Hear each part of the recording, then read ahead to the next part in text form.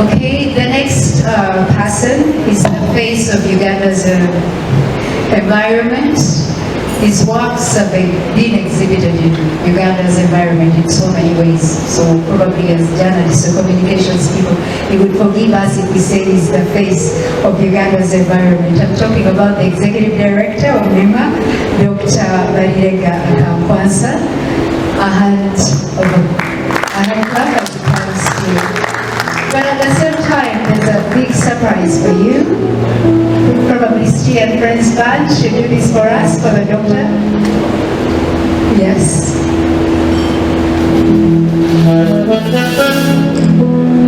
A big surprise for you.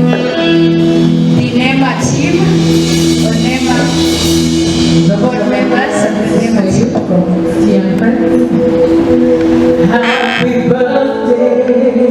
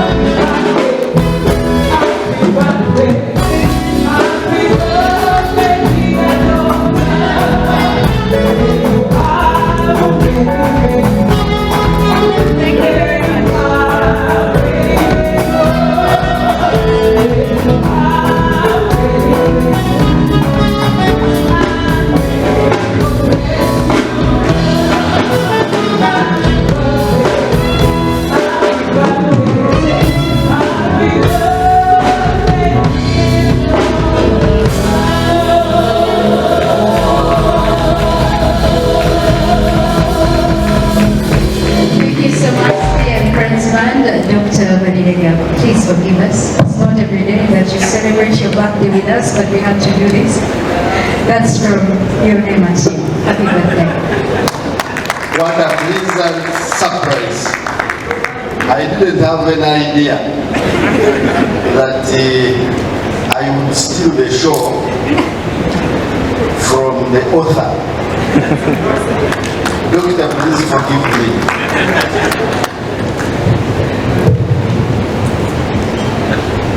Our dear celebrant and your wife, our chief guest, my big time friend and inspirator, Professor Omaswa, Professor James Okoto, the chairman of NEMA. All protocols observed. Permit me to start on the previous protocol in the interest of time. Thank you very much. A lot has been said about Dr. Ekure. I will not attempt to repeat them because he's my boss. So I will not repeat everything good that has been said about him, but I associate myself to everything good that has been said about him because it is true. It's very true, and I have lived it because he's my boss. We work together, and everything you've read in this book and the first book of Anditat is a true reflection of the character of Dr. John Ekure. He's a man of his word. is a man of action. Of course, we all know that he is now a distinguished surgeon, a distinguished entrepreneur, and lately is becoming a prolific author. Like everyone was wondering, I'm one of the people who still wonder how he does it. And I'm yet to learn the magic and learn and move along his line. So I am taking notes very seriously, Doctor. Now, before I go into reading my favorite excerpts from the book, I thought that I would talk about key messages that I've picked from the entire book, because to me, the entire book really is a must read. All the chapters are just amazing. So it was difficult for me to pick a favorite excerpt to read for you. So I will sum up in not many minutes, maybe I will be brief, a few messages that I've picked from the book. The first message I picked was unconscious incompetence. Unconscious incompetence. In his book he says that when you do not know what you do not know, it's very difficult to fight poverty. Unconscious incompetence. Failure to know what you do not know. So you can't transform society unless you know what you do not know, and therefore take steps to learn. The second message I picked is that in Africa, we tend to take poverty as a measure of holiness. In other words, the more you are poor, the better for you in terms of holiness. And he challenges that. In his book, he challenges that principle that poverty cannot be a measure of holiness, because all scriptures tell us to work hard. If poverty was a measure of holiness, then the scriptures would tell us to be lazy. And yet the scriptures actually do not encourage laziness. And he quickly balances that in a cunning way to say worshiping wealth instead of Almighty must never be allowed. So you must read that together with the previous one. Don't stay all night praising, all day praising, and forget to work. Miracles will not transform our society. But we need the faith by not worshiping wealth. Wealth should be a means, not an end in itself. It should be a means to help us accomplish our purpose in life, which is worshiping God. God created mankind to worship Him. That's our purpose in life. But you need the tools along the way to achieve that purpose. And one of the tools you need is wealth, is health. You cannot fulfill your purpose in life without those needed tools. The other one he talks about is the dependency syndrome being a big disease.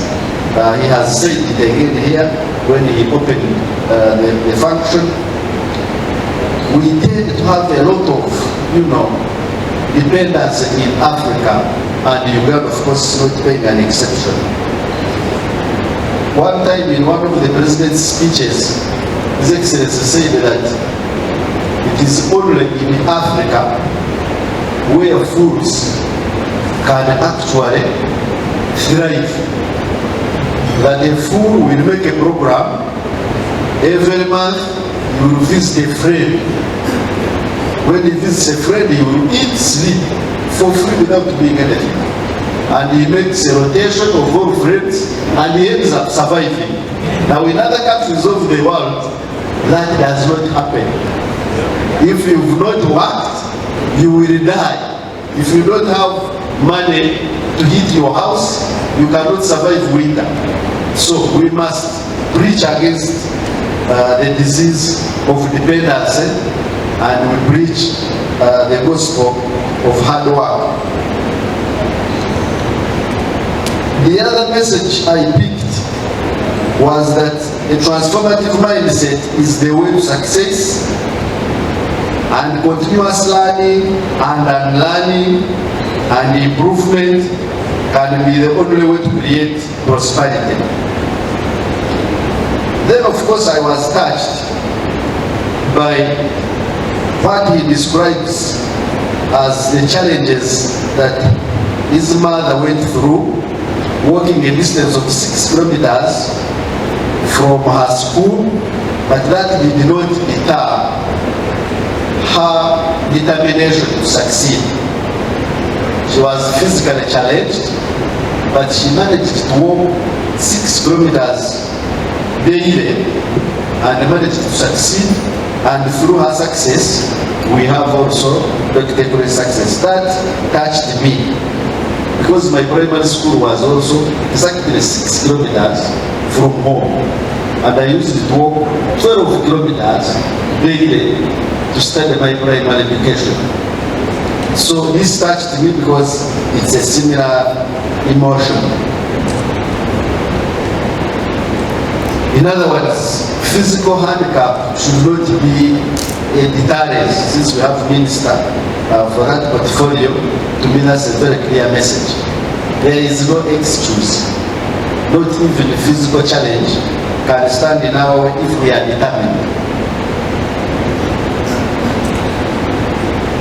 He continues to say that the most innocent and yet powerful influence is the environment we live in.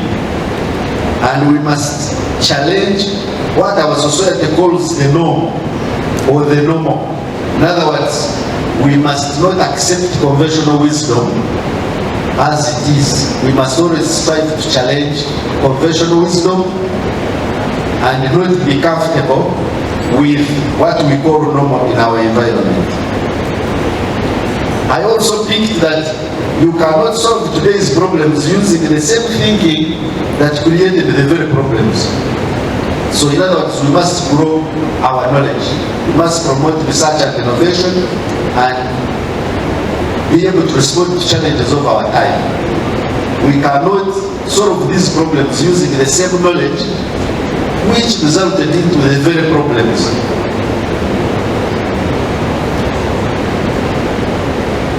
Persistence has been talked about. I will jump that one. It has already been shared. We must persist and keep growing.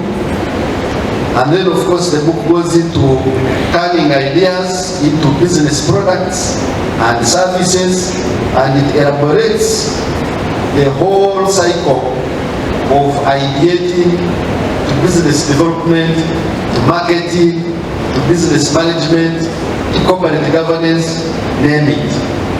And as it goes to the end, it goes into my favorite chapter, which is chapter 15.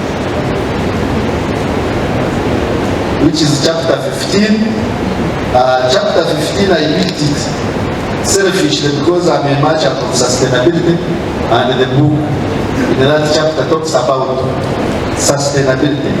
Page 215, chapter 15, business and environment. So I will go into brief reading in the interest of time. And I am not reading the entire chapter, I'm picking my favorite excerpts. Businesses that champion purpose over profit grow more than those that are just built to make a profit. This is page 215. Businesses that champion purpose over profit grow more than those that are just built to make a profit. Very, very powerful message that introduces the new concept of business management, which we all know as ESG. Environment, social, and governance principles. If you are an entrepreneur, I know we have several of them here. And potential ones as well. If you are not, you're a potential entrepreneur. You cannot conceive business solely looking at profit minus the ecosystem you operate in. And so, we must emphasize the principle of ESG. The book says on page 216, ESG principles emphasize the ethical, social, and environmental impact of business activities, aiming to create a sustainable and responsible business ecosystem. He continues to say that ESG encompasses 3 core dimensions: environmental factors, social factors, and governance factors. And the book goes into expounding on what these are. Environmental factors focus on reducing carbon footprint, resource conservation, and sustainable practices. Social factors encompass diversity and inclusion, labor practices, community engagement, and customer satisfaction. And governance factors emphasize transparent, accountable decision making, ethical behavior, and most importantly, board diversity.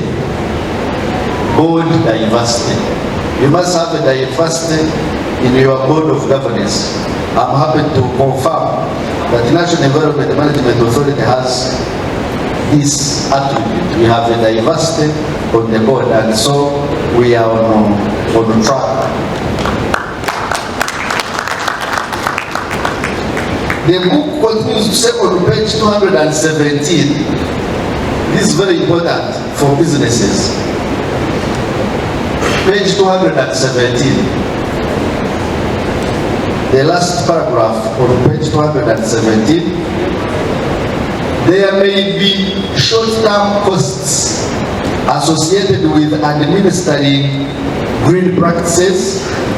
In the fullness of time, effective environment management can lead to several opportunities, and the book expounds them on page 218. The opportunities you are bound to get if you integrate environment, social, and governance principles in your day-to-day management of your business. The first benefit is on page 218, second paragraph. Adopting environmentally friendly practices such as energy efficiency, waste reduction, and water conservation can result in significant cost savings for business. By reducing your energy consumption, minimizing your waste generation, and optimizing your resource usage, your business can lower its operational expenses, improve your bottom line, and increase profitability. On the same page, businesses that invest in research and development to address environment issues can gain a competitive advantage. In doing this, they exploit emerging market opportunities, and this can lead to the creation of new products, services, and business models that cater for the growing demand for sustainable solutions. I will give an example in real life of this. In the sugar making, there are wastes which can be a potential problem to the environment. Molasses, bagasse, name them. Now, through circular economy, through integrating the principles of ESG, which are enumerated in this book, companies that generate sugar have gone into distillery industry using those very wastes. And so they have created new products, sanitizers, wines, spirits, fertilizers. So you can see that as you try to manage your waste, you can actually result into generating more products and thereby increasing your business portfolio. And we have seen this in real life, and I encourage all other industries to pick a leaf. Finally, on page 218 and 19, the last paragraph on page 218, the book says, environment regulations are becoming more stringent worldwide, which is true. Companies that proactively manage their environment impact and comply with regulations can avoid costly penalties, litigation, and reputation damage. By integrating environment management practices into their operations, businesses can mitigate risks and ensure long-term sustainability. On the same page, 219, Dr. Ekure continues to say that consumers are increasingly concerned about the environment impact of the products and services they choose. By demonstrating a commitment to environment management, businesses can enhance their brand reputation, build customer loyalty, and attract environmentally conscious consumers. This can lead to increased market share and higher sales. Businesses that incorporate environment management practices and have strong sustainability performance are more likely to attract investment and access capital. And finally, preserving natural resources, protecting biodiversity, and creating sustainable tourism experiences can attract visitors, generate revenue, and stimulate local economies. So, the rules of corporate governance, we have had just one here, Honorable Ekomoloid. You can now use this book to preach the gospel of corporate governance. It is an accomplished masterpiece for preaching the gospel of corporate governance. In conclusion, I can say that if you look at this book, Dr. Ekure is now an accomplished environmentalist.